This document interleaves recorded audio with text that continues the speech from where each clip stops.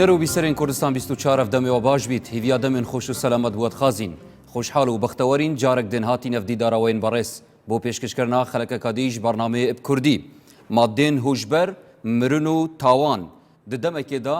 خدای مەزن داخاس المروڤان کریە و کو مرۆڤ ببیتە سەردارێ مرۆڤاتیە و سەردارێ ژیانێ هەروەسا بەهرێن عەقلی جی پێبەخشینە هەروەسا داخاس لێکریە هەموو دەما پارێزەرێ هوش و بیرên خۆ بیتن ed biyavê berdewamîdana jiyanê belam mixabin xelkek heye ke tawanbar e wek dujminê mirovatiyê ed hêta qelemdan ku bazirganiyê eb madên hojber diketin bo ladana hoş û bîrên mirovan û bine qurbaniyê karînana madên hojber ku berif rêka mirinê û mergî bibetin. لورا ما فرزاني ناوا خلقا برنامج بكردي داد قال زور برئيس مامس عبد الرحمن صديق تيشكا خو بيخي نسر في مجاريو جنجا شبكين بخير مامستا سلامتي مامستا وكما بحث كري مادين هوجبر ايكش وانتشتا كمروفان برف مرجو مرنيت بتو چندين مشاكل ديتر ناوا جياني داد درست كتن بو مروفان لورا ما فرزاني كم مجارا خو بيخي نسر في چندي وبحث بكين بزانين بيجه هوشياريو پاراستنا هوشياري هروسا چیه ات قرآن پیروز دا و قرآن چا بحثا و مجاری کریه بنای خوای بخشنده مهربان بالنسبه ماده هوش برکان تماشاکل لروی زمانوانی دالن هوش لقل بر معنی وای هوشی انسان دبه هوشی انسان دبه کاتل لوی و کتب اسد کرد یکم مرگه و انسانک اگر انسان هوشی نمینه مردوه لهمان کاتیش دا تاوانه او کسی که ام کار انجام داده بویا دو باشن باشیکان بازرگانکانن کە تاوانبارەکانن بەشێکیشیان قوربانیەکانن ئەوەی کە بەکاری دێنێ پزیشکان و پسپۆڕانی ئەو بوارە ئەتوان قسێ زۆر لەو بوارە بکەن ئەتوان ئەوان پێمان بڵێن هۆش یەکسانە بەچی هۆشداری کە لە زمانی عەرەبیدا دەوترێ ئەلوەعی یعنی چی ئەوە دەتوانێت پێمان بڵێ بریتە لەوەی کە مرۆڤ هەستەکە لە ڕێگەی هەستەوەرەکانیەوە دەزانی ئەم مرۆڤە مرۆڤێکی ئاسایی نینە یعنی ئەم کەسە لە حاڵەتی هۆشی هەیە بەڵام کە یەکێک ئەڵێن فڵانە کەس لە هۆش خۆی چوو هۆشی نەما کەوت وانە هەستەوەرەکانی ئیش ناکە ئەوە مەسەلە پزیشکی ئەمە حەقمان نییە وەکو باست کرد با بین لە ڕووی ئاینی بڕوانین خوددا چەند داوا لە ئێمە دەکا مرۆڤ یعنی هەندێک سات نەبێت کە پێویستە بنوێ لەبەر تەندروستی خوددا داوای کردو هەموو کات ئێمە هۆشدار بین هەموو کات ئێمە هۆشیار بین لەبەرەوە تەماشاکی لە قورئاندا ئەگەر ببینی یعنی وشەی وەعی لە ڕووی دەروونناسی و کۆمەڵناسی پێناس کراوە بەس وەرە بۆ پێناسی قورئانی وەرە بۆ پێناسی قورئانی لە قورئاندا وەعی یان هۆش یەکسانە بە دوو چۆن ئەڵێ دوو فاکتەری هەیە یەکێکیان جەمع واتە کۆکردنەوە دووەمیشیان بریتە لە تێگەیشتن بەو کەسە دەڵێن وای پێشی شروعبەکردنەوەی چەندی مامۆستا تەبەحثەوەی چەندی کرد کە وعیش لای جواکی هاتیە بەحثکردنوش لای قورئانیش هاتیە بەحثکردن یعنی لێکچوونەکەیە دگەل یا جواک بەحثکەت و یا قورئان بەحثکەتن یانجی دوو شتێک جودانە جیاوازیەکە لەکوێیە جیاوازیەکە لەوەیە لە ڕووی ئەوەی کە ئێستا زوو جار تۆ خەڵکە بینی ڕەنگە بە بەردەوامی کتێب بخوێنێتەوە بە بەردەوامی چۆن دەڵێ دیراست بکا و توێژینەوەی هەبێ دەڵێن ئەوە کەسێکی ڕۆشنبیرە هەموو ڕۆشنبیرێک هۆشیار نییە چکە دەبینی ئەو خەڵکێکی زۆر دەبینی زۆر دەخوێنێتەوە کتێب زۆر دەخوێنێتەوە بەس هیچ کاریگەری نییە لەسەر هۆشیارکردنەوەی کۆمەلگا تەنانەت هۆشیارکردنەوەی خۆشەوەتە دەرهاویشتێت توێ چ هاتەمڕ بزانیت وشیارن وشیار نیە ئەوە پرسیارەکەی کەواتە دەکرێ بڵێ کەسێک ڕۆشنبیرە کۆمەڵێک بابەتی کۆ کردبێتەوە زۆری خوێندەوە ئەڵەن فڵانە کەس 1000 کتێبی خوێندوێتەوە هەموو جەمع کردووە بەس چ لێ دەکا چۆن بەکاری دێنێ لە چ بوارێکە ئەتوانێ بەکاری بێنێ ئەتوانێ بەکاری بێنێ ئەڵێن نە ئەوە کەسێکی هۆشیار نەبوو بە پێناسی قورئانی بۆیە لە قورئاندا چۆن ئەمەی پێناس کردووە دەفەرمێ مەسەلەن ئەم پەرداخە ئەم پەرداخە وەزیفەی چییە لە ڕووی مادی بەمە دەوترێ ویعاء ویعاء بۆ چونکە من نەختی ئاومان هەیە بەم شتێک ئاو کۆ دەکەینەوە ناتوانین ڕایگرین ئەخێنێ ئەم پەرداخە بۆچی پێی دەوترێ ویعاء کۆی کردەوە کەواتە لە ڕووی مادیە لە ڕووی معنەوی چییە لە ڕووی معنەوی بۆچی بەسەر دەگوترێ ویعاء لەبەر ئەوەی معلوماتەکان کۆ دەکاتەوە بەڵام دەشزانەیە لە کاتی پێویستدا بیداتەوە لە کاتی پێویستدا دەداتەوە خۆگەر نەیتوانی بیداتەوە ئەو کاتە پێی ناوترێ واعی ئەو کەسە بۆیە لە قورئاندا دەبینی باسی یوسف دەکاڵێ فبدأ بأوعيتهم قبل وعاء أخيه ثم استخرجها من وعاء أخيه كواتە دەرکەوت لە ڕووی زمانەوانی وعاء بریتە لەو دەفرە لەو ئامانە لەو شوێنە لەو قەبارەیە شتێک لە خۆ دەگرێ شتێک لە خۆ دەگرێ بۆیە خۆ لە قورئان دەفەرمێ وجمع فأوعى تەنیا کۆکردنەوە بەس نییە کەواتە خدا دەیەوێت ئێمە هۆشیار بین زانیاری کۆ بکەینەوە وجمع دوای ئەوە فأوعى ئەو زانیاریەی کۆمان کردەوە هۆشیاریمان بداتێ ئەو زانیاری کۆمان کردەوە هۆشیاریمان بداتێ بۆیە خدا دەفەرمێ دەربارەی مرۆڤەکان والله أعلم بما يوعون والله أعلم بما يوعون لەبەرەوە ڕووداوەکانی بوونەوەر خدا دەفەرمێ سوودی لێوەربگرن ئێوە بەهۆی ڕووداوەکانی بوونەوەر و چی دەبینن چی دەبیستن هۆشیارتان بکە بۆیە دەفەرمێ لنجعلها لكم تذكرة دەیکەین بە بیرخەرەوە کەواتە جارێکی تر تەکیدی کردەوە لەسەر زاکیرە وتعيها أذن واعية کەواتە خدا لێرە پێی گوتین هەموو ئوذونێک هەموو گوێیەک واعی نییە کوردەواری دەڵێ فلانە کەس تا ئێوارە قسەی بۆ بکەی لە گوێی ڕاستی دەچێت لە گوێی چەپی دەردەچێت ئەوە واعی نەبوو کەواتە خدا دەفەرمێ ئوذن کافی نییە کە ئێمە دەبیستین خەڵک زۆر دەبیستێ قسەی چاک زۆر دەکەن خۆ دەبینی یعنی 4,000 خوتبە هەیە لە هەرێمی کوردستان هەموو قسەی باش دەکەن زۆرینی قسەی باش دەکەن بەس بۆ یعنی سوودی لێ نابینێ خەڵک دەڵێن بۆچی هەر ئەو کارە دەکا ئەو هەموو بەرنامانە هەیە زۆر کەس سوودی لێ نابینێ گوێی لێ دەبێ بەڵام ئوذونەکە واعی نییە بۆیە خدا بەلێ پڕواکی دیکە بەژ یەکەم تەماشەوێ چەندی بکەین ئەوەوی چەندێکی ناگەیتن کە خەلکێک لێ تێنەگەیتن ڕۆمانەوە ئێکە کە ئەف گوتارت ئاستێکی پێتوی دانینە لەوڕە یعنی ئەوەش ڕاستە بەس ئێمە گوتمان ئەگەر گوتارەکە لە ئاستی پێتوی بوو ئەگەر گوتارەکە چاکیش بوو ئەوە قسەی خدا هەیە قسەی خدا باشە قسەی پێغەمبەر باشە بەس بە خەڵکیشی دەڵێ زۆر جار جێبەجێی ناکە یعنی کەواتە دوو شتمان هەیە یەکێک لە دوورەوە تەماشای تۆ دەکا دوای بەڕاستی سوێن دەخوا دەڵێ وەڵڵا تۆم نەبینی تۆش چۆن دەڵی کاکەڵێ تۆ چاو لە چاوی من بوو تەماشات دەکردم کەواتە چۆن خدا دەفەرمێ وتراهم ينظرون إليك وهم لا يبصرون هەیە تەماشات دەکا بەس ناتبینێ چاویشی هەیە تەماشات دەکا بەس ناتبینێ هەیە جۆی لێ دەبێ بەس ناتوانێت کۆی بکاتەوە وجمع فأوعى یعنی بێ کۆی کاتەوە بۆیە وعی بریتە لەوەی کە ئێمە زۆر جابینی یعنی بەیەکێکەڵی مەسەرەن جگەرە کێشان زیانی هەیە بۆ تەندروستی زۆری بیستووە و زۆری خوێندوەوە کە جگەرە کێشان زیانی هەیە بۆ نمونە کە دکتۆر بکەشیت ڕەنگە هەندێک پزیشک جگەرە دەکێشن یان بەمانەیەکی تر مادە مادە هۆشبەرەکان چەندین ساڵە یعنی هەر باز دەکەین هەر دەڵێن لە هەموو لایەکیشەوە خەڵی جوێ لێ دەبێ کەواتە ئەمە بیستنەکە هەیە ئوذونەکە گوێیەکە جوێ لێ دەبێ بەس خدا دەفەرمێ وتعيها أذن واعية ئەم ئوذونە دەبێ واعی بێ ئەو معلوماتی تێچوو فڕێ نەدا بتوانێت بەکاری بێنێت کەواتە ئەف مادەن هوشبەرە بدەن ئەم بەحسکەین دەمەت بیتە هۆکاریوێ چەندی وعیە مرۆڤان ئش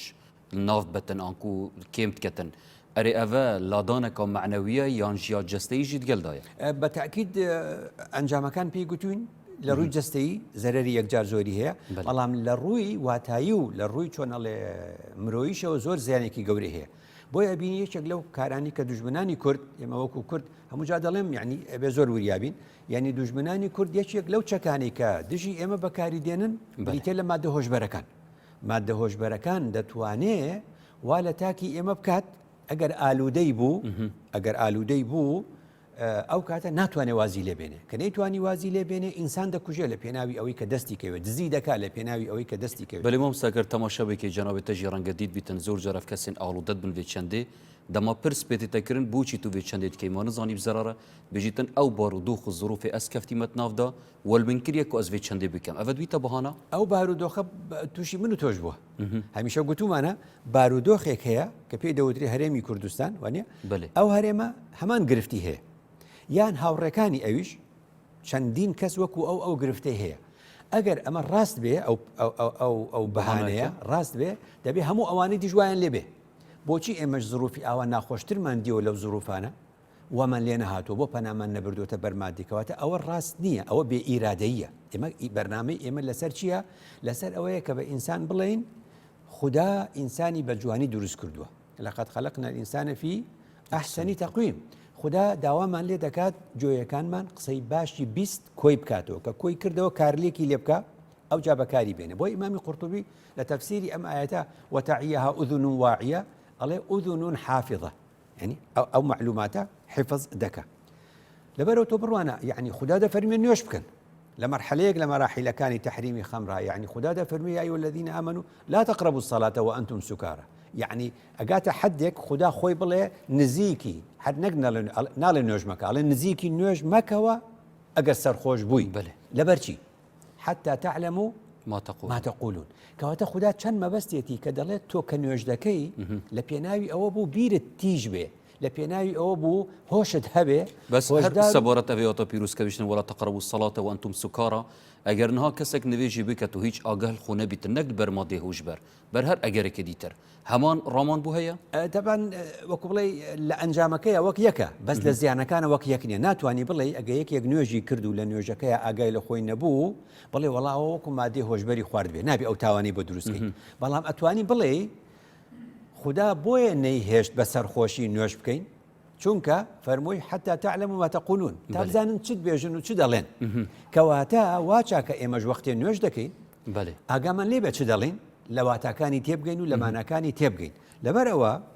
ئەمە گرنگەکەی لەوێ دەردەکەوێت کە خدا لە قۆناغێک لە قۆناغەکانە نەیهێشتۆ خەڵک نزیکی نوێشکەوێت لەبەرەوەی نەبادا قسەی هەڵە بکە ئێکەواتە خەڵک مادەی هۆشبەریش بەکاربێنێ لە دەرەوەی نوێژ و لە ناو نوێژ و لە هەر کاتێکی تردا ئەگای لە خۆی نییە چ دەڵێ خداش ئەوێ ئینسانەکان هەمیشە ئاگایان لە خۆیان ببێ بزانە دەربارەی سەرخۆشبوون حتا بەمەی خدا دەفەرمێ يعني زیانەکانی سەرخۆشبوون چییە ويصدكم عن ذكر الله وعن الصلاة خدا صلاتي خستە پشتەوە يعني چی يعني خدا فەرمووی سەرخۆشبوون دەبێتە ئەوەی کە یادگە و زاکیرەتان تێکدا ذیکر الله نە بە معنای تەسبیحێکت پێ ناوی خدا دەڵێنا یعنی خودات لەبیر دەباتەوە سەرخۆشبوون اینجا نوێژت لەبیر دەباتەوە کەواتە ئێمە زۆر گرنگە هەمیشە ئاگاداری ئەوە بین کە ینی تێبگەین لەو معلوماتانی کە مێشکمان خدا مێشکی پێداوین بیپارێزین بزانە کتێبێک لە کتێبەکانی فەرموودا بەشێکەیە پێی دەڵێن باب الوحی پێغەمبەر دەفەرمێ چۆن وحیم بۆ دەها لەلایەن جوبریلەوە ئەڵێ کە وحیم بۆ ئەهات بە شێوازێک لە شێوازەکان ئێمە نایزانین دەفەرمێ جوبریل یوکەلیمونی ینی قسەی لەگەڵدا دەکردم منیش چیمە کرد فأعي ما يقول وعيم هبو نك فأسمع فأعي ما أقول من هوشدار بوم هوشيار بوم هۆشم هەبوو کە ئەو چ دەڵێ ئەو چ دەڵێ بۆی پێغەمبەر درودی خوای لەسەر لەم بابەشە پێی گوتوین ئەڵێ کە فەرمودەیەکی پێغەمبەرت گوێ لێ بوو لەوەیە ئەو کەسێک کە گوێی لە پێغەمبەر بوو بێ فەرمودەکەی جێڕاوەتەوە ئەوەندە علمی نەبێت چۆن بەکاری بێنێ پێغەمبەر فەرموویەتی هەر کەس قسەیەکی لە من گوێ لێ بوو زوو بیدا بە یەکێکی تر لەوەیە ئەو کەسەی دووەم کە گوێی لێ دەبێ ئەو زانا بێ و عاقڵ بێ و بتوانێت باشتر واعی بێ و هۆشیار بێ بەکاری بێنێ بۆی پێغەمبەر فەرموویەتی نظر الله امرئا سمع مني مقالة فوعاها فأداها لكوتايكي تدا فرمي يعني وادا فرمي رحمتي خدا لو كسي جوي من دبي قسكي من نقل دكا بو رب سامع أو عام مبلغ يعني رب مبلغ أو عام سامع رب مبلغ أو عام سامع هەندێک لەو کەسانی کە ئێوە تەبلیغی دەکەن و پێی دەگەێنن ئەو کەسەی فەرمودەکەی پێگەێنراوە لەوەیە زۆر واعیتر بێ لەو کەسێک کە جۆی لێبوو مباشرەتەن لە پێغەمبەر بەڵێ مام سەدەمان بەحسە مادێن هۆشبەر بکەین ئەگەر زۆر جار دەما ئەم ئاخفین ئەم ئەوروپا و غەربێت کەینە نمونەکە میثالی و یا جوان بوو بێ چەندێ ئەگەر تەماشا بکە هەندێک وڵات هەنە وڵاتێت غەربیت پێشکەفتیژی ڕێگە پێدراوە کە بەشێکێ مادێ هۆشبەر بخوت ئەرێ ئەو vێزەرە ڕوزیانێ نزانن بەدڵنیایی زەرە ڕوزیانی هەیە ئەری هەندێک شت هەیە وەکوڵێ چۆن مەسەلە تۆبیەکان ینی لەگەڵ ڕۆژگاردا دەرەکەوێت ئەو ئەڵێ یعنی ڕەنگە شتێکی بەسیت بێ و بەگرانتر یعنی بەداخەوە لەبەر پارە هەمووشت دەکرێت یعنی ئەو شوێنانی تۆ دەڵێ یەکێ لە وڵاتانە کە یعنی وەکو بڵێ لە پرۆژەیدا ناوی خۆی بگۆڕێ هۆڵندایە ئەوەی کە باست کرد هۆڵندا ئەوێ ئیتر هەر پێی بوترێ نێدەرلاند هەندێک کەس وای پێ دەڵێ بەس ئەو حەزەکە هەر بەجارێ وشەی هۆڵندا نمێنێ بۆ چونکە لە زاکیرەی خەڵکە هۆڵندا لەگەڵ مخدرات و ئەو تاوان وشتانە تێکەڵ بووە لەبەرەوە ڕەنگە لە بەربەرژەوەندی یعنی ئەگە سندویچێک بە $10 بێ لە شوێنێکی تر بە 15 بێ ئەوەی تێکرد بێ بەڵام ئەوە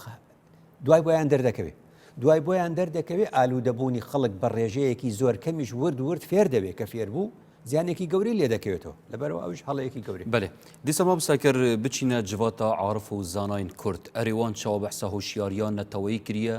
و نەتەوەک بیتن و یێهوشیار بیت و یێواعی بیتن نەکەویتە ژێرباند و ڕەباند تشتانە لە کتێبەکانی تایبەت بە فەرموودە ئیبن الئەثیری جەزیرەی بۆتانمان هەیە بەێ ئیبن الئەثیری خۆمان جەزیرەی بۆتان ئەوش بە زمانی عەرەبی ئەم دوو شەیە ئەڵێ واعی و غەیرەواعی چێە هەر بەم دوو شەیە واعین و غەیرەواعین یعنی چی دەڵێ هۆشدار و هۆشیار و هۆشمەند ئەو کەسەیە کە مێشکی پاراستووە زانستی دەست دەکەوێ دەشتوانێت ئەو زانستە کارلێکی پێ بکە و شتێکی تازە بێنێتە ئاراوە ئەو کەسەی کە زانستیشی پێبوو نەیزانی بەکاری بێنێ نەیزانی سوود بە خەڵک بگەێنێ پێی ناوترێ کەسێکی هۆشیار پێی دەوترێ قارێ خوێنەرێکی باشە بەڵام نەیتوانێ ببێتە کەسێکی هۆشیار بەڵام بزانم مەحوی بەڕەحمەت بێ عارفی کورد مەحوی ئەمەمان بۆ باز دەکا ئەوەی کە تۆ وتت لە پێشە وتت هەندێک کەس دەڵە زروف وای لێکردن بەێ نە ینی زروف من و تۆی بەڵین لەگەڵ ئەوی ترا چی لێ کرد بارودۆخێکی ناخۆشی بۆمان دروست کرد ئێمە لەو زروفە ڕامان نەکرد لەو زروفە ڕناکەین دەبەستینەوە لە بەردەمیا هەوڵ دەدین ئەو زروفە ناخۆشە بگۆڕین ئەو بارودۆخە ناخۆشە چاک بکەین خدا داوای ئەمەی لێ کردوین خدا دەفەرمێ کۆڵ مەدە تەنازول مەکە نزم مەبەرەوە بڵێ وڵا بارودۆخ منی گۆڕی باشە مەحوی لوتکە عارفی کورد مەحوی دەڵێ بەنگ عربەکان دەڵێن بەنج بڵانە کەس کە نەشتەرگەری بۆکەن بەنجەکەن مەحوی دەڵێ لە بەنگ ئەم بەنگیانە چی دەبینن خۆ لە خۆگۆڕان لە دنیادا مەداری عیش و خۆشی خۆ نەناسینە سری ئەم فەلسەفەیە وەرە سعاتێکت پێویستە شیکەیتەوە دەڵێ ئەم کەسانەی کە بەنگیان یعنی ئەو کەسانەی کە بەنگ بەکاردێنن بەمانەی ئێستا ئەوە قسەی 100 ساڵ لەمەوە پێشە قسەی 100 ساڵ لەمەوە پێشە ئێستا ئەو بەنگە و بەنگیانە بۆتە مخدرات و ئەو کەسەی کە بەکاری دێنێ بەکاربەرەکەی مەحوی دەڵێ لە بەنگ یعنی لە مادەی مخدر لە مادەی هۆشبەر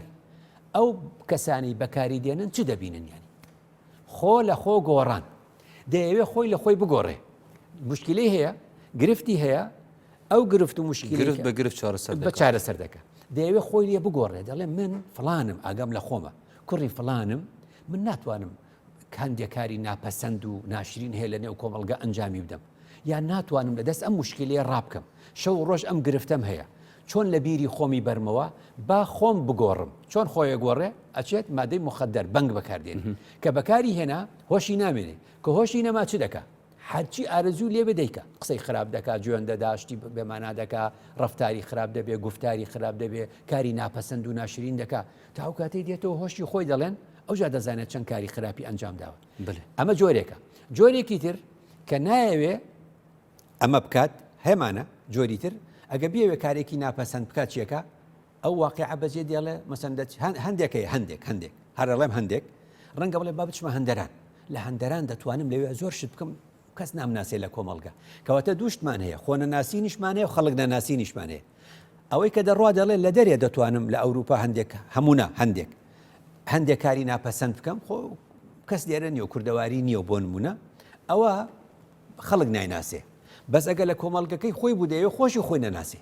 ئەمە مەحوی پێمان دەڵێ ئەم کارە بۆ دەکا دەڵێ لە دنیادا مەداری عیش و خۆشی مەدار خولگە لە دنیادا مەداری عیش و خۆشی خۆ نەناسینە چێ دەتوانێت لە خۆشییا بژێ بە معنە زائیفەکەی بە معنە ڕووکەشەکەی خۆی نەناسێتەوە ئەو کەسە کە خۆی ناناسی ئەو کەسانی کەوا خۆیان گرتووە هۆشیان هەیە دەڵێن من مسلمانم من باوەڕدارم من کوردم من فلانە هۆزم من کوڕی فلانم پێ دەڵێن من کچی فلانم پێ دەڵێن من چۆن ئەو کارە خراپە دەکەم دەبینی ئەمە هەمووی هۆشەوەتە مەوسە پێی وان داتای تێنە پێشکەشکردن کە کوردستانی تێتە بەحثکردن مادێن هۆشبەر یا بیا دیاردە و خەڵکە کارت ئینیتن ئەڤە نە دەرد و ئێشێکێ نەهایە بەلکول قەدیم ژی وەکو ئەوان زانە و عارەفان ژی ئاماژە پێدا قەدیم ژی ناف کوردادا هەبووە دیار نەقەدیم یعنی ئەم تۆ هەر باسین کە باسی مەیمان کرد مادا قورئان باسی مەی و سەرخۆشی کردووە ئەمانەی 1400 ساڵەوە هەر هەبووە ئیجا ئەم بۆ گەلی کورد مەبەستە اینجا وەکو گەلی کورد مشکلەکە لەوێ بووە کە ئەو کاتانی ئەم بابەتانە هەبووە زۆر ئەمانە تێکەڵی سیاست نەبووە ئێستا گرفتەکە ئەوەیە ئەمە بۆتە پاڵپشتێکی سیاسی هەیە یعنی دوژمنەکانی تۆ بەکاری دێنن یعنی تۆ بینی هێتا زۆرێک لەو ڕێکخراوە تیرۆریستێکە داعش وانە قاعیدە مثلەن هەندێک لەو ڕێکخراوە ئیسلامیانی ئەفغانستان ئەیهێنن دروستیشی دەکەن و ئەیچێنن و بەکاریشی دێنن دەینێرن بۆ ئەوروپا بە فتوایەکی سەقەت دەڵێوانە دوژمنی ئێمن با هەمویان وێرانکەین هەبینی بە ناوی دینەوە ئەکرێ کەواتە ئێستاکە گرفتەکە لەوێدایە وڵاتی مەمەڕ هەیە و مەقەڕ هەیە وڵاتی تای دروست دەکرێت وڵاتی شێ ڕێڕەوێک کە پێیدا دەڕوە وڵاتێکی شێ پێی دەگا ئێستا ئێمە دەترسین کوردستان لە مەمەڕەوە لە ڕێڕەوەوە ببێ بە مەقەڕ ینی چای دروست بێ لەبەرەوە حەقم بە کاری حکوومەت و ئەوە نیە حەقم بەوە هەیە کە ئینسان باوەڕەکەی ئیمانەکەی وای لێ بکات ڕێز لە خۆی بگرێت مەحوی چ دەڵێ مەحوی دەڵێ سەر مەحوی دەڵێ سەر کە جۆشێکی نەبێ من زرکەتاڵم بۆ چییە دڵ کە هۆشێکی نەبێ شیشەی بەتاڵم بۆچی یعنی چی یعنی زرکە تاڵ یعنی کاڵک گندۆرە وەختێ پێ نەگەیشت بێ گندۆرە کاڵک پێ نەگەیشت بێ تاڵە تفت و تاڵە هیچ تامێکی نییە ئەو مەحوی دەڵێ ئەم سەرا ئەگەر جۆشێکی نەبێ ئەم سەرا ئەگەر ینی چۆنەڵێ حەماسێکی وای تێدا نەبێ لە پێناوی خۆت و ماڵ و مناڵ و کەس و هۆز و کورد و نیشتیمان و خوا و ئینسانی خوا و دروست کراوی خوددا ئەم سەرە ئەم جۆرە وعیەی تێدا نەبێ ئەوە سەر نییە کە هەتە ئەڵێەوە زرکەتاڵە کاڵگێکی و گندۆرەیەکی پێنەگەیوە بەسەر لەشی خۆتەوە داتناوە کەواتە 7 ملیار و 600 میلیۆن کەس لە دنیادا هەیە دەبێت چەند ملیاری زرکەتاڵی لەسەر لەشیدا نابێ ئەوانەی کەوا وعیان نییە هۆشیان نییە بەکاری ناهێنن ئەم دڵە کە هۆشیێکی نەبێ شیشەی بەتاڵم بۆ چییە ئەو کاتە چییە دڵ یەکسانە بە شوشەیەکی بەتاڵ ئەگەر هۆشی نەبێ کەواتە مەحوی تێمان دەگەیەنێ دەڵێ ئاگداری سەری خۆتان بن خدا پێداون ئاگداری دڵی خۆتان بن لەبەرەوە ئەو ئاەتەیە کە خدا دەفەرمێ لەهم قلوب لا يفقهون بها هەموو مرۆڤەکان دڵیان هەیە بەس چۆن بەکاری دێنن لەهم ئاذان لا يسمعون بها هەموو مرۆڤەکان گوێیان هەیە زۆربەی زۆریان بەکاری ناهێنن لەهم ئەعین لا يبصرون بها ئەگەر پێی ئەوان ئاەتن قڕان و پیرۆز بیت مامۆستا قورئانی شێوازێکی گشتی و مطلق بەحسەوە مەسەلا نەکریە کەواتەم دکارین بێژنێ ئەگەر عەقیدەک ژی بیت بیر و باوەڕێک ژی بیتن ببیت ئەگەرەوەی چەندی مرۆڤان هۆش و بیری توی ببتن هەر هەمان دەرهاویشتە هەنە باڵێ خراپتر چونکە ئەو کاتەوە گوگوتمان ئەو ڕەهەندە ئاینی و معنەوێ دەخاتە پاڵی جامە بەستمەوە بوو کە مەحوی وا دەڵێ ئێمە 50 ساڵ لەمەوە پێش لە ئیبتیدایی بوومە ئێستش لە مێشکمە ماوە کە ئێمە چیمان نەخوێن یعنی ئەو سرودانی بەیانیان لە ڕیزە پێیان دەگوتین هەموو ئەو سرودانەمان دەخوێن ئەو سرودانیان پێ لە بەرەکردین کە شاعرانی کورد وتوانە خەڵک کورد نابێ بخەوێ یعنی ئەگەر کە گوتیان ئەوە حرامە بۆ هەموو ئینسانیەت من دەڵم لە لای کورد دەبێت دوو جار مادەی هۆشبەر حرام بێ جارێک لەبەر ئەوەی ئینسانە جارێک لەبەر ئەوەی کوردە ئێمە کاتی خەومان نییە ئێمە ئەو کات لە مەکتب ئەمان خوێن کە ئەحمەد مختار بەگیجاپ و ئەو شعریان پێ لەبەرەکردین لە خەو هەستن درەنگە میلەتی کورد خەو زەرەرتانە هەموو تاریخی عالم شاهیدی فەزل و هونەرتانە هەموو ئەو سرودانی ئێمە لە بەرمانە کرد باسی لە خەو هەستان بوو ئێمە ئەو کاتە سرودی ئەوەمان لەبەرە کرد شێخ سەلام هەستە لە خەو ئەی لاوی کورد تێبکۆشە بە دەست و برد هاوارەکە دایکی وەتەن وا گیان ئەدا پیاە بگەن یعنی هەموو ئەمانە ئێمە خوێندومانە ئەمە بووکە هێمنی شاعر دەڵێ دێم هەتا هەم بێ بڕست و بیر و هۆش گەرگلاشم کوردەواری و ئێوە خۆش کاتە لێرە بۆمان دەرەکەوێ بەدیع الزەمان سەعیدی کوردی قسەی جوانی کردوتیان تۆ لە سۆفی شەچی و سۆفی قەدیمی جوان نەبوو سۆفی قەدیم دنیای تەرکە کرد و چاوی ئەنوقان و پاڵێدایەوە لە کونەشاخێکا دەیگوت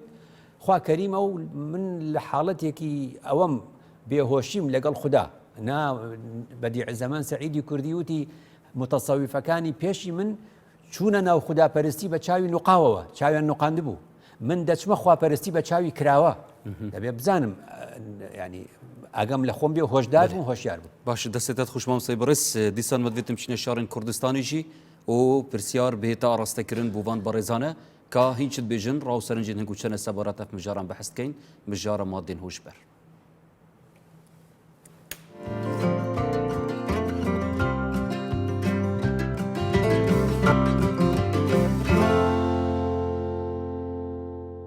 تەلەڤیزیۆنێ دابینم هەکەربەک معلومات درستایی من سەر نینە ڕاستی زانیاری من هەر ئەو زانیاری گشتەیە کە هەموو کەس هەیەی راحت من ئەسناد ناو بابەتی دامە و من چ معلوماتی دقیق سەر نینەن مادە هۆشبەرەکان زەرێکی گەورەیە بۆ هەموو تاکێکی کورد چ معلوماتت وەسایت ئەکید مانینە سەروی تشتی ڕاستی مادە هوشبەر مۆدەکی خەتەرە پرۆستی مادە هۆشبەرەکان مادە زیان بەخشەکان کاریگەریی خراپیان هەیە بس النظام كدري استعمالت كانت كرنوت فروشين أزوي تشتري نزان خودي هەر کەسێ لە هەر ماڵێکا بێ ئەگەر معتادی ئەو مەوادانە بێ ژیانی خۆی و خاو خێزانەکەی هەمووی خراپەکە خۆشی لە ئاخرا هیچ شتێکی نامێنێتەوە کە تەنها مردن نەبێ. تر ئایا چ نێرگەلە بێت چ جگەرە بێت چ مەشروب بێ هەمووی زەرێکی زۆر گەورەیە بۆ هەموو هاوڵاتێک بۆ هەموو تاکێکی کورد. قال خطرا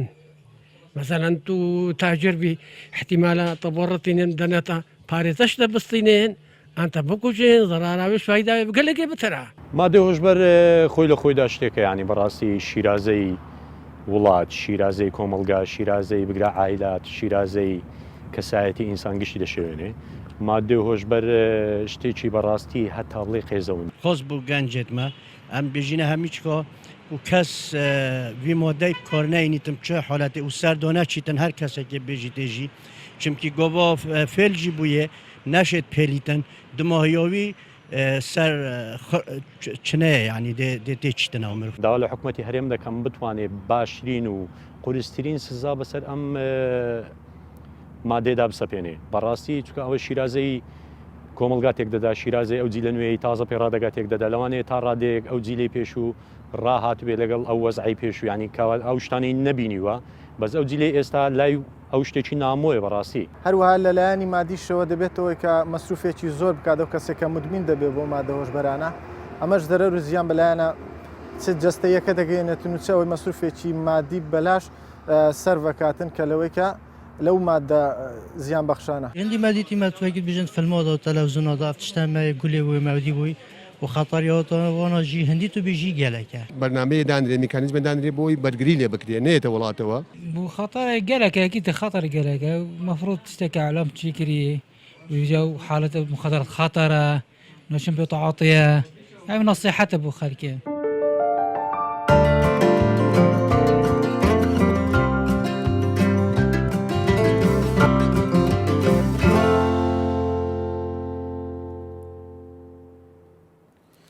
دەستێت خۆش بەڕێزان کەنگ بەشدار بوونت ناوا وان فۆکس بۆپانەدا و سەرنجین خواڕاستەی مەکردن هەر چاخ و سەلامەت بن زۆر سپاس مامۆستای بەڕێز ئەگەر ڕاستە و خوب بچینە سەر تەوەرێ خوب بەحساوی چەندی بکەین پەیوەندیت ناوبەرە هوشیاریە و بیردانکە مرۆڤی ئانکوزاکیڕا مرۆڤی چ تشتە بەڵێ ئەگەر تەماشای وشەکان کەی لە قورئاندا مەسەلەن ذیکر ذاکیرە تەذکیرە یەکتر بە شێوازی فرمانەکانیش هەر هاتووە ذیکرا وانە یعنی وەکو بڵێ یادەوەری و بیرهێنانەوە و ئەمە ئیتر لە ئەمانە گشتی بکەی بە کوردی چ بڵێ بیر و بیرهێنانەوە و یادەوەریەکان و یادگە و بیردان و هەموو ئەمانە چمان پێ دەڵێ یعنی قورئان یا با بڵێم ئاین بە شێوازێکی سەرەکی یعنی ڕوبەرێکی زۆر فراوانی دروست کردووە بۆ پاراستنی یادگە و بیردانی ئینسان چونکە هیچ عیبادەتێک و هیچ خوداپەرستیەک و هیچ خوداناسیەک هیچ کارێکی زانستی ئەنجام نادرێ ئەگەر یادگە و بیردان نەبێ کورد چ دەڵێ لە پەندی کوردی هەمیشە دەڵێن سەر سەلامت بێ معنە بەبەستیان چیە سەر سەلامت بێت چونکە لە سەردا هەموو ئەو هۆکارانەی دەبێتە مایەی وەرگرتنی زانست و پاراستن و کۆکردنەوەی زانستەکان و زانیاریەکان و ئەوجا پاراستن و بەکارهێنانیان لێرەدایە چاوەکانن هەر لە سەردایە هەستی بۆنکردن لێرەدایە قسەکردن و زمان هەر لێرەدایە جۆیەکان کە دەبیستن هەموو لێرەیە مێشک و دەماغ هەر لێرەیە تەنانەت ئیعازێت هەموو ئەندامی لەشی هەربێری وەردگرت ئابینی لەبەر ئەوەیە یەکێ لەو دوعایانەی کە هەمیشە پێغەمبەر درودی خوای لەسەر کردووەتیوە اللهم احفظ الرأس وما وعى خدایە سرم بپارێزە و ئەوەش کە وعیە و لە نێو سەری مندایە وەکو وعی مەبەستیان بۆ چونکە لە ڕاستیدا ئەمە گرنگە بۆیە گەبڕوانی ئێمە چۆن دەزانین کەسێک هۆشیارە لە کۆمەڵگە پرسیارێکی وات کرد لە پێشی بەشدار بووانەوە یعنی ئێمە علمی غەیبمان پێ نییە بەس لە کۆمەڵگەدا زۆر جارەوترێ فڵانە کەس ئینسانێکی هۆشیارە وەڵێن بەچی هەستیان کردو هۆشیارە پێوەرێک هەیە لە ڕووی زانستی پێ دەڵێن پێوەری گلاسکۆ پێوەری گلاسکۆ ناوی شوێنێکە بەو پێوەرە لە ڕووی پزیشکی بەکاری دێنن یعنی چی دەڵێن چی دەڵێن کەسێک کە نەشتەرگەری بۆ دەکرێ بۆ ئەوەی ئازاری نەبێت چی لێ دەکەن مادەی هەڵێ بەنج مەحوی گوتی بەنگ بەنجی لێ دەدەن یعنی چی لەکەن بێهۆشی دەکەن لەوێدا ئەوە بەسوودە ئەو بە شێوازێکی کاتی بۆ ئەوەی نەشتەرگەریەکەی بۆ بکەن و تەندروستی باش بێ لە کاتی نەشتەرگەریەکە بەنجی لێ دەدەن بێهۆشی دەکەن ئەو کاتە ئەم ئینسانە ئەڵێن بێهۆشە ئەو کاتە هەست بە ئازار ناکە ونیە ئەو هەموو عملیات و نەشتەرگەری بۆکەن هەست بە ئازار ناکە بڕوانە کە ئەیهێنەوە کە دەرێکن پاش سەعاتێک لە نەشتەرگەری و شتەکان ورد جۆرێک لە ناڵین و جۆرێک لە هەستکردن دەنگێکی لێ دەرەچێ ئەو کەسە دەنگێکی لێ دەرەچێت کە دەنگی لێ دەرچوو تۆزێکی وەکو پێوترێ ناڵین یعنی ئاخ و ئۆفەکە ئاخ دەکا و جۆرێک لە هاوارێکی کەمی نوزەی لێ بەرز دەبێتەوە ئەو پێیان خۆشە دکتۆرەکە دەڵێن ئەوە بەنج بەری دەدا کەواتە لە بێهۆشیەوە دێتەوە بۆ هۆشداری اینجا پێوەری گلاسکۆ ئەمەیە دەڵێن کەسێک کە بێهۆشە بەهۆی نەشتەرگەریەکەوە کاتێک کە دێتەوە بەرەو هۆشداری دەست بە ناڵین و ئاخ و جۆرێک لە نوزە و دەنگێکی بە ئازاری لێ دەردەچێ دەڵێن ئەوە هۆشی بۆ دەگەڕێتەوە کەواتە لە عەلامەتەکانی هۆشیاربوونەوەی ئینسان چییە؟ هەستکردن بە ناڵین یا بەمانایەکی تر هەستکردن بە ئازار ئەو کاتە ئازاری عملیاتەکە و شوێنی عملیات و شتەکان نەشتەرگەریەکە ئەو کاتە زیاتر دەرەکەوێت هەست بە ئازارەکەیەکا وردورد کەواتە لێرەوە دەڵێن کەسمان هەیە ڕۆشن بیرە بەست هەست بە ئازاری ئینسان ناکە هەست بە ئازاری کۆمەڵگە ناکە هەست بە ئازاری ئەم هەموو گرفت و ناخۆشیە ناکە لە کۆمەڵگەدا ئەوە ڕۆشن بیرە بەس هۆشیار نییە کەواتە بەپێی پێوەری گلاسکۆ کەسی هۆشیار چێە؟ کەسی هۆشیار ئەو کەسەیە کە ئازار دەچێشێ بەهۆی ئازارەکانی خۆی یا بەمانایەکی تر بەهۆی ناخۆشیەکانی کۆمەڵگە خەڵکی وامان زۆرە کە دەبینی شەو ڕۆژ گرفتی شخصی خۆی نییە هیچ لە ماڵ و مناڵی خۆی گرفتی نییە بەس خەمی ئەو میلەتەیەتی خەمی ئەو خەڵکەیەتی هەموو ڕۆژێک و ئازانی گرفتێکی گەورەی هەیە ئەم هەستکردن بە ئازارە بە پێوەری گلاسکۆ ئەمەیە کە لە ڕاستیدا ئەوەی هەست بە ئازارەکانی کۆمەڵگە دەکا کەسێکی هۆشیار وەکو دیار مامۆستا هەر مرۆڤە کێ خوددان وجدانەکە داخلی و نافخۆیی یا هەی ئەف مرۆڤێن ڕوبەڕووی vê çendêt binevin madên hojbert xûn yan jî madên kihولît xûn bêjin em wijdana me gelek êşîtin wextê em sehtkene vî waqeî sehtkene vê jiyara vê gavê heyî welme têtin ki em vî waqeî û vê jiyarê rabkeyn û pirevîn bû demekê kêm erê ev jî buhaneka durist e yan jî ya bêbinemaye بێبنەمایە لەبەر ئەوەی کەس هەیە لە پێغەمبەران درودی خۆیان لەسەر هەست کردو زیاتر بە ئازارەکانی کۆمەڵگە و ئازارەکانی ئینسانیەت نییە بۆچی پێغەمبەران لەو بارودۆخەر تەنانەت بەڵام پێغەمبەر نمونەکە میثالینە مرۆڤی ئاسایی چ بکەن باشە ئەویش قەینە بۆ تۆ وەرە بۆ مرۆڤەکانی دوای ئەوان وەرە بۆ ئەو نمونانەی کە باسی دەکەم بۆ ئەم پێشەنگانی کە هەمانە ئەم هەموو کوردەی کە شۆڕش دەکا ئەم هەموو پێشمەرگەی کە لە شاخە بە پارەیەکی کەم باسی ڕابردوو دەکەم یعنی ئەم ڕۆژەی ئەمڕۆ خەباتی ئەو دەیان ساڵی ڕابردوو دروستی کردووە باشە ئەگەر دەیان ساڵی ڕابردوو پێشمەرگە نەبوایە خەبات نەبوایە چۆن ئەڵێ بەندیخانە نەبوایە یعنی ئەم هەموو خەڵکە چی دەکرد ئەم هەموو خەڵکە هەموو ڕووی لە مادەی هۆشبەر بکردایە ئێستا ئێمە لە زەرکاوێکدا دەژیین کەواتە هەموو ئەو ئینسانە ئاساییانەی کەوا چەکی خەباتیان کردەشان و بۆستانەوە لە بەرامبەر دوژمن و لە بەرامبەر ئەو کارەساتانی ڕژێن بەسەری ئێمەی دەهێنا بە ئەنفال و بە کیمیاباران هەموو خۆمان سەرخۆش بکردایە ئێستا ئەم بارودۆخە دروست نەدەبوو کەواتە خوددا داوامان لێ دەکات لە بەرامبەری ئەم تاوانبارانەی کە ئەم مادە هۆشبەرانە دێنن دەیانەوێت ئێمە بێهۆش بکەن بە زیندویی بمان کوژن پێویستمان بەوەستانەوە هەیە پێویستمان بەوە هەیە ڕانەکەین لەم بارودۆخە نابێت لە بەردەمیان ڕابکەین اینجا لەبەر ئەوەیە بزانە ئەگەر زانست گوتی سەرخۆش بوون زیانی هەیە ئەوە ڕاستە بەس ئەگەر ئاینیش گوتی سەرخۆش بوون حرامە ئەویش ڕاستە بۆ کورد بۆ ئینسانی کورد کاتی سەرخۆشبوونی نییە من پێم سێرە ئینسانی کورد بۆ سەرخۆشەوێ ینی چی تەواو کردووە چی گرفتێکی چارەسەر کردووە تاوەکو بڵێ من پشتم لێ کردووە تۆ ئەچمە یعنی بەمانایەکی تر بڵێم سەرخۆش بوون لە ئایندا حرامە سەرخۆش بوون لە ئایندا حرامە سەرخۆشبوون ئاینی بریتە چ تشت ینی بەمانایەکی تر لە ئایندا بۆچی سەرخۆش بوون حرام کراوە ینی خوددا دەیەوێت ئێمە بەردەوام 24 ساعت ئەگە بکرێ هۆشدار بین بۆچی خوددا دەفەرمێ کان و قەلیلەن من اللەیلی ما یهجعون ئینسانی باوەڕداریش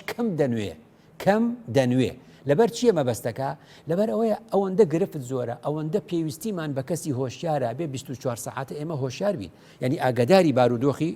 دەوروبەری خۆمان بین بەمانایەکی تر ئەتوانی بڵێ بە زمانی سەردەم وەختی خوددا مەی و مادە هۆشبەرەکان حرام دەکات مەبەستی چییە مەبەستی ئەوەیە احترام و ڕێز دە عەقڵی ئێمە بنێ دەڵێ ئەم عەقڵە جوانە ئەم دەماغە جوانە ئەم سەرە جوانە بۆچی خۆت بێهۆش دەکەی تۆم دروست کرد هەمیشە تۆ ئەبێ هۆشیار بی لەبەرەوە 5 فەرزەی نوێژ ئەخر ئینسانێک باوەڕدار بێ ڕۆژی 5 جار دەست نوێژ دەگرێ ئینسانێک بە حاڵ ئەگە ببوورێتەوە بێهۆش بێ هەندی ئاوەکەن بە دەمو چاوێ کاکە ئێمە ڕۆژی 5 جار دەست نوێژ دەگرین یعنی چی؟ یعنی ئێمە پێویستیمان بەوە هەیە بەلای کەمەوە ڕۆژی 5 جار دەمو چاومان تەڕکەین دەستمان تەڕکەین پێمان تەڕکەین تا هۆشدار بین خەو لە چاوی خۆمان دەرکەین کەواتە وەکو گوتم ئەگەر گەلانی تر 150 پێویستیان بە هۆشیاری بێ هۆشداری بێ ئەرێمە لە کوردەواری ئەم ناوە جوانە نەشمانەیە سەرەکەی بەشێکی زۆر لە کوردەواری بژمێرە فلانە کەس ناوی هۆشیارە فلانە کەس ناوی هۆشدارە فلانە کەس ناوی هۆژینە فلانە کەس ناوی هۆشمەندە هشیارە ئەمە چییە؟ کەواتە هەمووی باسی هۆشە هەموو ئەمانەوێ بەڕاستی هۆشمان ون نەکەین کەواتە ئاختنی نەها جانەبێتت کات مامۆستای بەڕێز ئەvە ئاراستەکە بوو تاکی کورد وەک تاکی کورد vê وعیە و vê هوشیاریە دەست نەدەتن بەلێگربینە سەر ئاستێ سیستەمی حکومڕانیەتێ و بەرپرسین کە بەرپرس ئەدوان مەسەلا نەدا ئەو دوێت چ بکەن چ ڕێژین هەبیتن حتا ئەف تشتە نەمینتن ناوە کوردستانیدا تایبەت باشە یعنی توانین بڵێن یعنی ئەو زاتەی هەموو بوونەوەری ڕاگرتووە بەمانای سەردەم بڵین بەرپرسی یەکەم لە هەموو بوونەوەر خوددا نییە بەبزانین صفەتی خوددا بۆچی ئەسما و صفاتی هەیە غێرە بە سووری لێوەربگری باشە صفەتی خوددا چییە کە خاوەنی هەموو بوونەوەرە بەرپرسی تەنها و تاقانەیە لە هەموو بوونەوەر خوددا یعنی لا تأخذه سینة ولا نوم صفەتی خوددا ئەوەیە نەختێکیش نەخەوێ و زۆریش نەخەوێ سینە ئەو حاڵەتی پێشی خەوە نکروسک ئەوەیە ئەو نکروسکەیە ئەو حاڵەتەیەکەوە ئینسان ئەوێ بخەوێ هێشتا لە سەرەتایە خەویش خەوە نەومە کەواتە خوددا کە کورد بەشی زۆری یا موسڵمانان بەگشتی ئاەت الکورسییان لەبەرە کورسیش طبعا لێ وەکو ئەڵێ خەڵک حاڵەتێکە وەزانێت ئاەت الکورسی یعنی باسی کورسیەکە نە ئەم کورسیە ابن عباس عليه وسع كرسيه يعني وسع علمه وسع كرسيه السماوات والأرض يعني ربنا وسعت كل شيء رحمة وعلما للتكريس وهاتوا بوشي ئاماژەیەکی ئەوەی بەکارهێنا کورسی لە جیاتی علم چونکە ئاعتیمادی لەسەر ئەکرێ ئاعتیمادی لەسەر ئەکرێ بۆیە ئەگە وەرەقەیەک بێنی علمی تیابی ئەوە 1 2 3 4 5 خەرە سەرێک بێتە کوڕاسە کورسی کوڕاسە بێمەوە سەر باسەکە خوددا لا تأخذه سینة ولا نوم کەواتە بەرپرسی وڵات و بەڕێوەبەر و چوزانم خاوەنی ماڵ و هەر کەسێک لە ئاستی بەرپرسیارەتەکەی خۆی دەبێت بەشێک لەو صفەتەی خوددا وەرگرێ لا تأخذه سینة ولا نوم اینجا چ جای ئەوەی بچی خۆت بێهۆشکەی کەواتە تۆ بەرپرسیارە بی لە خەڵک ئەبێ هەمیشە هۆشیار بی نابێ خۆت سەرخۆشکەی ئەگەر بۆ خەڵک حرام بێجارێک بۆ بەرپرس دەجار حرامە خۆی سەرخۆشکات و خۆی بێهۆش بکە و مادەی هۆشبەر بکە ئەی ڕێوشینن قانونی چ دەور و باندۆر هەیە هەیەی بەس ئێمە باسەکەمان هۆشیاری ئاینێ دەسێتت خوشمەوسە بەرز دیسان مەدوێتن ئەم بەحسا ڕێگەوشینên چارەسەریە بکەین ئایا ئەم چ بکەین بۆ پاراستنا بیر و هۆشیاریان مرۆڤان خدا فەرمووی الذين يذكرون الله قياما وقعودا وعلى جنوب أتى ويتفكرون دەڵێن ئەم ئاەتە چی کۆ کردەوە يذكرون و يتفكرون دوشتی کۆ کردەوە پێی دەڵێن ذکر و فکر پێی دەڵێن ذکر و فکر جوداهیەک ناوبەر هەردوو کۆت هەیە زۆر گرنگە یعنی کاتێکە ئینسان فکر دەکاتەوە دەماغ بەمانای لە ڕێگەی دەماغ و ئینسان فکر دەکاتەوە جارێکی تر ئەم ئینسانە ذکری هەیە ذکر بەمعنە هەمیشە دەبێت گەورەیکەینەوە ذکر بریتی نییە لە شتێک نەزانی ئەیڵێ ئەڵێ فڵانە کەس ذکری خواکە خۆ پێویست بە چیە کرد ینی کەسێک تەنها تەزبیحێکی بەدەست بێ مەبەستم ئەوە نیە لە تەزبیح کەمکەمەوە مەبەستم ئەوەیە ئەگەرێکێک 1000 جاریش تەزبیحات کە و فکری لە لای نەبێ هیچی نەوتوە ئەوە بۆ ڕابعی عەدەوی چی دەیگوت ئیستیغفارنا بحاجة إلى استغفار أم استغفاري إما ديكنا استغفر استغفر استغفر شو ده لو كابر نازل استغفر الله استغفر الله يا كسر هنا كي لدرس كردو نازل خوي نازل شو ده لي أما الذكر نية چونك فكر نبو أبي يقجر إنسان بلا استغفر الله تيبقى يعني شيء تاوانا كان يخوي بينا تبرشاوي يخوي جناها كان يخوي بينا تبرشاوي يخوي داوي اللي يبردون لخدا بك بقدر 1000 جارك نزاري او قسيكي درو دريجه كواتا خدا فرمي ذكر وفكر اما ما بس يكي زور جرينجا ذكر بو ما نادي كانسان ذاكر بيجم ابي ذكر وفكري تش بيوندي بابت مادين هوش بر راستا كواتا كما دي هوش برمان بكار هنا نذكر ما نفكر ما اجي بكابرايكم بو بينك هوش يبرابي وانيا با ئەم بارودۆخۆمان بۆ چارەسەر با زیکری خوا بکە و خۆی لە بیر بێ و گوناه نەکە ئەبینی دەبین بۆیە گوتمان مەرگ و تاوان ئەوانەی مادە هۆشبەر بەکاردێنن لە قەراقی جادەکان لە ئەوروپا و لە هەر شوێنێکی تر کەوتون وانە بۆی ئەو باسی حکوومەتەکە شۆن عیلاجیان دەکا و شوێنێکیان بۆ دەکاتەوە من ناچمەنا ئەو کارە ئێستا کات چکەلمە لەوە قسە دەکەین کە ئەگەر خەڵکینە حەقنان بە حکوومەت نییە ئەگەر ئێوە هەر شتێکی ترڵن خوددا دەناسن خدا ئەم جسمەی پێداین پێغەمبەر فەرمی ڕۆژی قیامەت لە چوار پرسیار کەس ڕزگاری نابێ عن جسمیه فیما ئەبلاه ئەم جەستە جوانە خدا پێی بەخشی چی لێ کرد ئەڵێ مادەی هۆشبەرم بەکارێنە ئەمە وەڵامێک نییە بۆ خوددا لەبەرەوە باسەکەم ئەلێرێ بڕوانە یعنی باوەڕداری و بڕوا لە ڕوانگەی قورئانەوە بەلای کەمەوە بەدە قۆناغە ڕوا يعني كاتي أوم رنجنا بس بقى إشارتي بكم بالكو شون بيغمبر فرمي رب مبلغ أو عام سامع بالكو يكشي جوي لي لمن شاكر بك دكتورة وهذا فرمي إن المسلمين والمسلمات بيني والمؤمنين والمؤمنات أو مؤمن قورتر لمسلم والقانتين والقانتات أما أنا همي باسي هيك وأشيت مرحلة سيم مرحلة شوارم دي والصادقين والصادقات مرحلة بينجم دي أشيت الصابرين والصابرين والصابرات ديت والخاشعين والخاشعات والمتصدقين والمتصدقات والصائمين هذا أنا كمسلم ومؤمن بريتي بين الصوم خوانا الصوم يعني هي أو صائمين اللي رب ماني زمان قرتن باش بكارهناني زمان أو الصوم نصيامة أو ما بستم أو جاء والحافظين فروجهم والحافظات أو جاء والذاكرين الله كثيرا والذاكرات إن شاء الله بوبي بروا بريتي لشي والذاكرين الله والذاكرات أعد الله لهم مغفرة وأجرا عظيما كواتا خدا بإيمي يقول بدق وناخ إيوه برواتان زيادك قشت تشلا بوبا والذاكرين الله كثيرا والذاكرات يعني إنساني هميشه هوشيار إنساني هميشه هوشمند كوتك أف بير إينان وأف بير دانكا وأف ذكر كرنا جانبتا بحث كتن قوبيتك بيتن وكيتر كسحكينا قرآن بيروس كد بيجيتن مروف ضعيفي ولا وازيهات يدرس كرن أري أف مروف لاواز دي چوا كاري جيتا في قوبيتك بله كواتا بس كردني آيات كان القرآن لكوي قشتي كوري أجري يعني خدا فرمي أو آياتي تو فرمي وخلق الإنسان ضعيفا يا علم الله أن فيكم ضعفا بله الآن خفف عنكم أو أنا اللي شوي لباس كان الشر اللي وياكوتي أنا تو قوة تهبي برعنبر يقبسط نأخذها فرمي يقبدو أبيني يعني أمانة بواري خوي هي بس لم يتر ونفخت فيه من روحي إنسان قورترين كائنة أمهمو بونا ورا بشي دروس كراوة أمهمو بمعنى كتير أمهمو بيشكوتني لدنيا هي إنساني هوشيار دروستي كردوه إنساني هوشيار أم بيشكوتناني إستلا دنيا دروس كردوه بويا كوتم بزانا أجتني وجه جمعة بزانا لنوجه جمعة ما مستقل سر من برا شي عليه وأقم الصلاة إن الصلاة تنهى عن الفحشاء والمنكر واني أروى ولذكر الله أكبر يعني هميشا ما مستاي أيني كلا سر من بركيتي خطبك تواوك لكوتاية داوناك لمؤذنك أقم أم آيات أخوينته آياتك شي عليه كالي أقم الصلاة إن الصلاة تنهى عن الفحشاء والمنكر ولذكر الله أكبر يعني كواتا إما بو نوجدكي نوج لذاتي خوي غاية نبو نوج لذاتي خوي وسيليك بو ذكر بو يا خدا فرموي وأقم الصلاة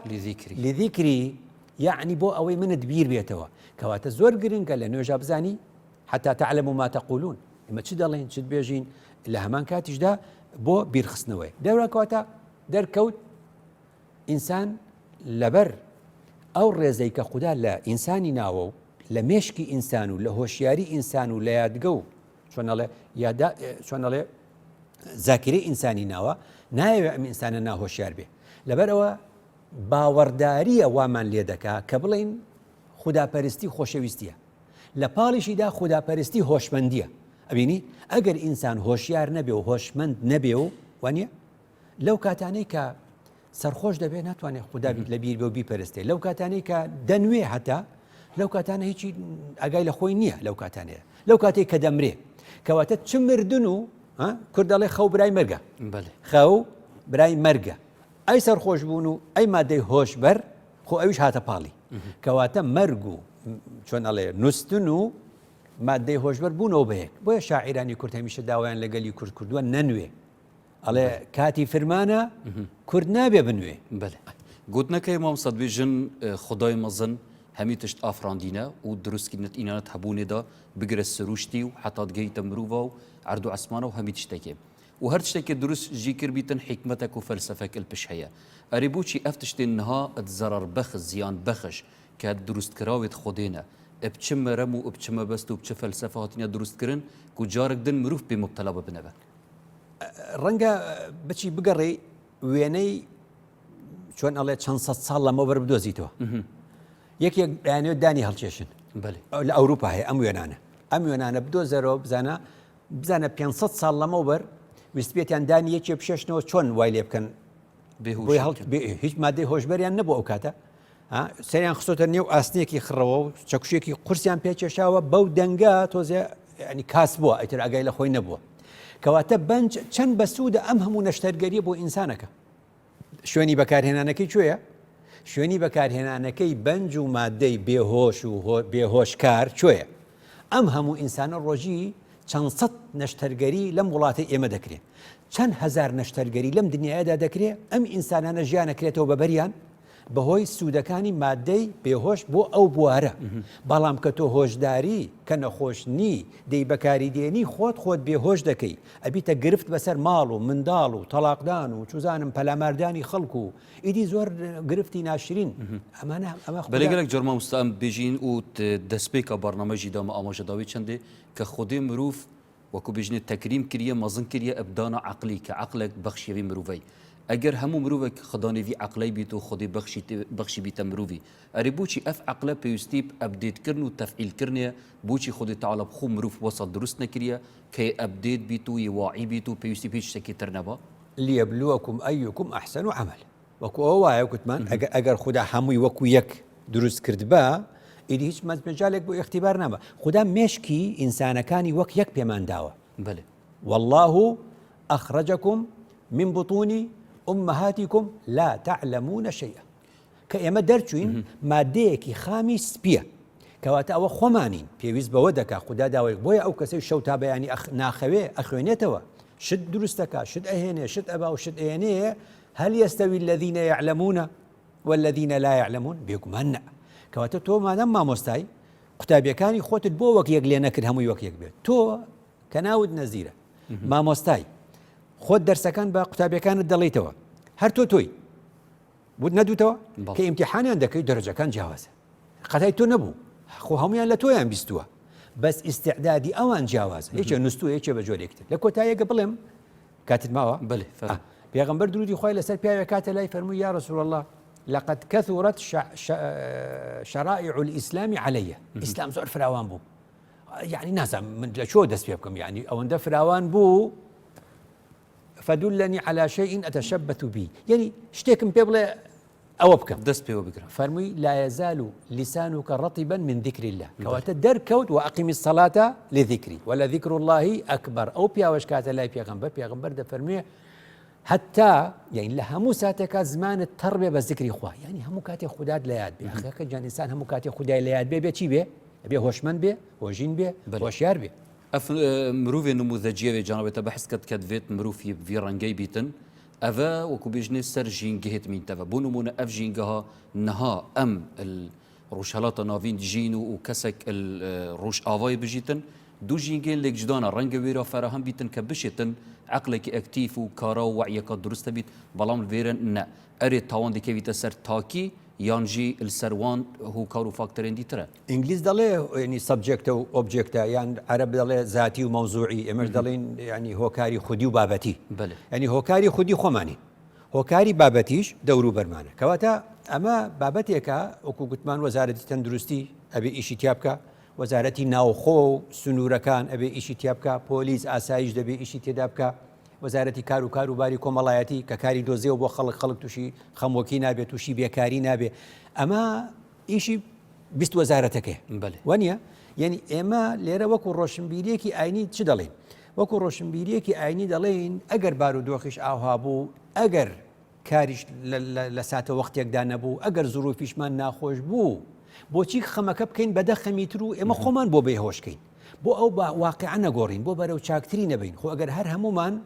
لەو واقعە هەڵبێین و بڕۆین خدا لێمان قبول ناکە ئێمە لە یونس چی فێربووین لە ئەڵقەیەکە باسمان کرد وذەنونی ئیذ ذهب مغاضبا تووڕەیان کرد ئەویش تووڕە بوو بەجێ هێشتن خدا سزایدا خستێسکی حوتەوە ئەمە لەبەرچی لەبەر ئەوەی خوددا ئەڵێ من تۆم نرد بۆ گەلێک ناکرێت و ڕەبی و بەجیان بێ لێەوە ئاسانترین شتە هەڵت بژاردووە ئەو کاتە دوایە فەرمێ فەرادت ناو ئیلامیەتی ئەلفین ئەو یەزیدون کەواتە لێوە بۆ دەرەکەوێ خوددا لە پێغەمبەرێکی خۆی قبول ناکە هەڵبێ لەبەر مەسئول لەبەر مەسئولیەتە کەواتە هەمیشە من دەڵم یعنی ڕەنگە بەدەیانجار هەلم بۆ هەڵکەوت پێ بچمە ئەوروپا منیش ناچم ڕێزدا ئیرادەی خوددا دەگرم ئەلێرە دروستی کردوم ئەبێ من لە خەمی هۆشیاری خۆم و نەتەوەکەی خۆم بم باشە دەستێتت خۆش مامۆستای بەڕێز ساخ و سەلامەت بین ئینشاءالله زۆر سپاسی جەنابێتت کەین بینەرین بەڕێز وی ئاوای دینە دومایەوێ خەڵکێژی زۆر سپاس بۆین بەڕێز کە هینجی بەشدار بوون بینەریەدا هیڤیاما و مەشیاویتن خزمەتەکە بچی پێشکەشی وین بەڕێز بکەین هیڤیاما و ئەم ئاستێکی پێتەویدا بین سەبارەت مادێن هۆشبەر ببینم خێر و شاد تا خەڵکەکە دی بگەینە فێک خودێت گەلمە بیت